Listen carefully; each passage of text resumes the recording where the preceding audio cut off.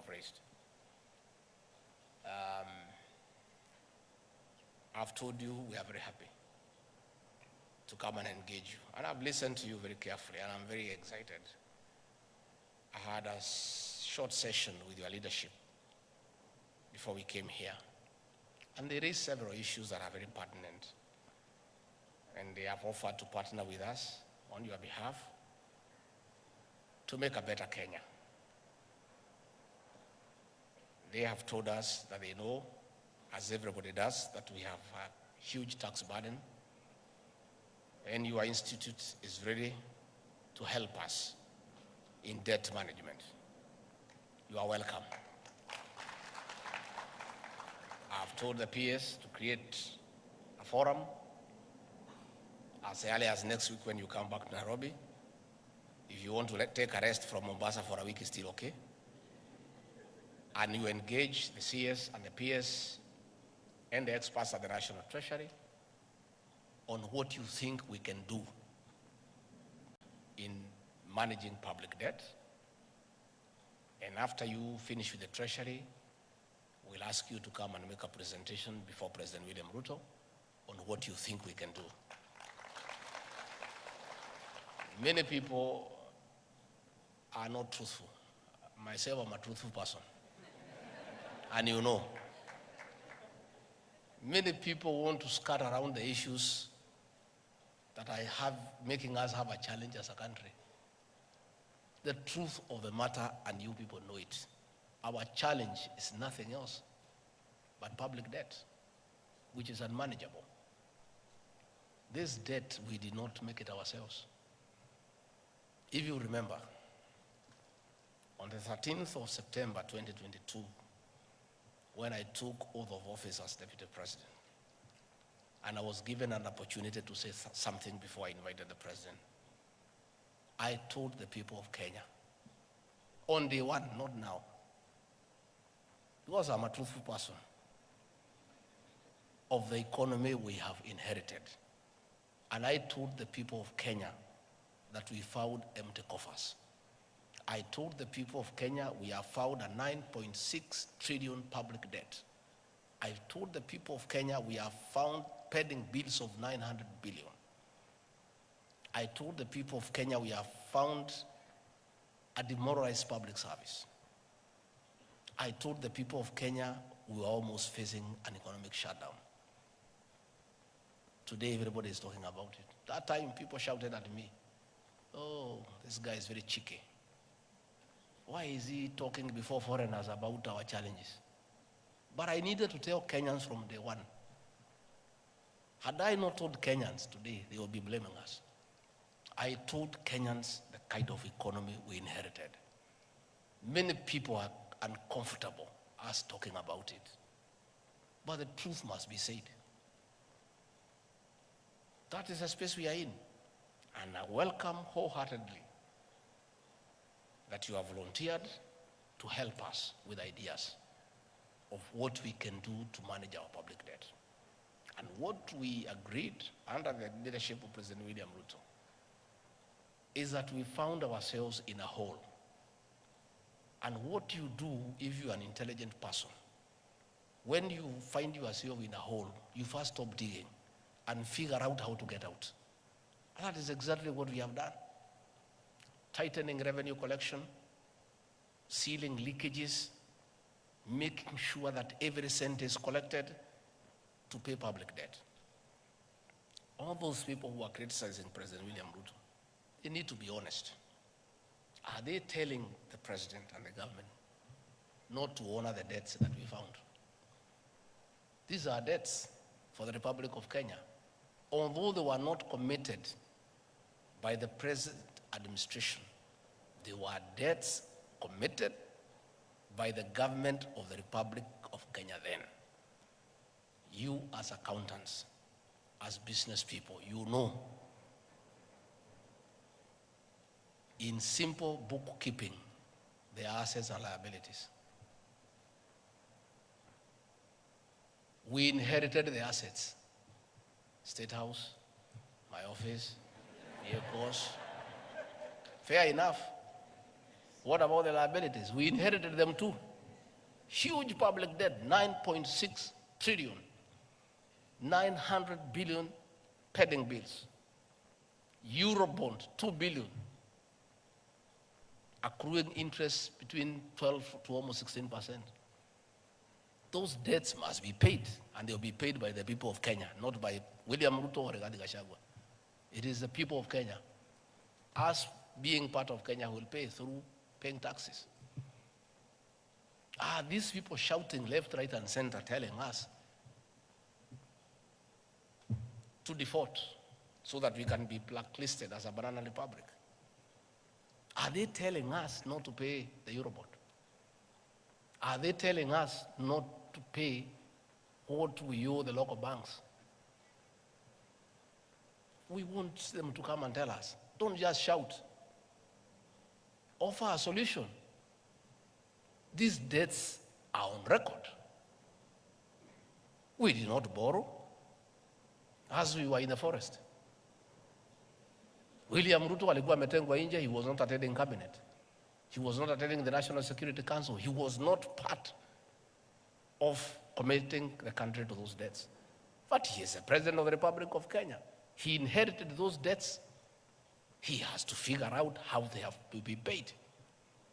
And we are inviting you, good people, to help us with ideas of what we do, how we can go about it, how do we avoid them in future. Through continuous engagement, through bilateral and multilateral diplomacy, the President has traveled around the country, the world, engaging multilateral leaders, the IMF, the World Bank, key partners, the United States, the People's Republic of China. Currently, he has just left Germany for France to see how we partner with the world to get us out of the mess we are in. And it has started to pay. Yesterday, the World Bank made a huge pronouncement of $12 billion in the next 3 years. Concessional loan on very low interest, as opposed to trying to borrow money here from local banks. The IMF, 4 days ago, made a similar announcement of a huge intervention. We have public roads that have all stalled. We need to get the contractors back on site. We have to get this money somehow. We did not create this situation. We found it. And they are uncomfortable when we say that's the situation we found. What do they want us to say? You people know, you manage companies. You know, you look at the state of the books when you take over a company. You take a company that is in the red, you know what to do with it. You take a going concern, you know what to do with it. But as we didn't have a choice, Kenya is ours.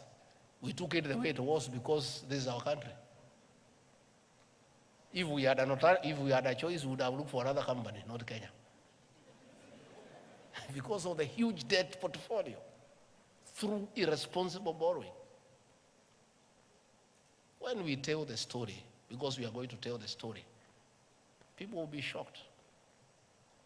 How $2 billion was taken from the central bank and put in a private bank that is responsible for the situation we are in, the weakening of the shilling. And people want to sit there, and we know what they did. And we had said, let bygones be bygones. But there's a good discussion.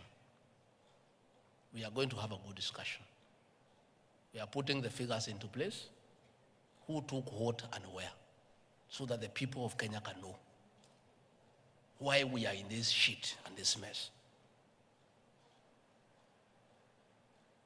To be fair to everybody, how do people expect a government to fix a 10-year mess in 1 year?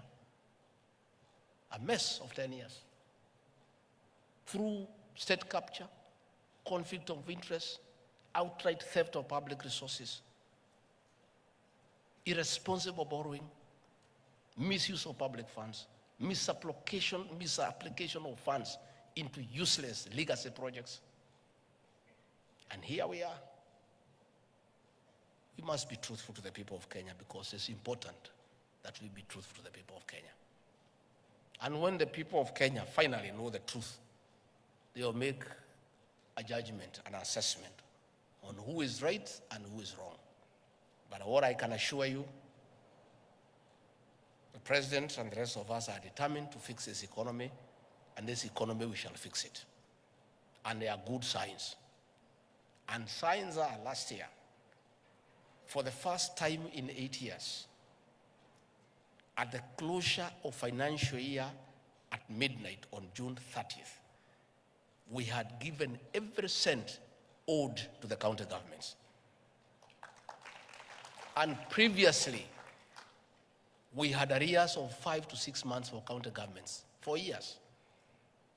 By the closure of financial year on June 30th, we had disbursed the last coin to the constituency development funds. For the first time, we have no arrears for our elderly men and women for their monthly stipend. We found an arrears for 8 months for those senior citizens who need that 2,000 to buy drugs, to buy food. We have cleared all that. Today, they get their stipend before civil servants are paid. And we have said, let anybody who has an idea on how to fix this economy come and talk to us. I want, on behalf of the president, to welcome you as ISPAC. Come and talk to our people at the National Treasury, and we'll ask you to talk to the president, and all of us are aligned. This is our country, and as I said, we don't know everything. If you have better ideas than we have, this is our country, we have no other country. Please come and talk to us, and whatever you advise us, if it's prudent, if it can get us out of the quagmire that we find ourselves in, we shall say asante sana. So please, you are most welcome. I've heard you talk about pending bills. It's true.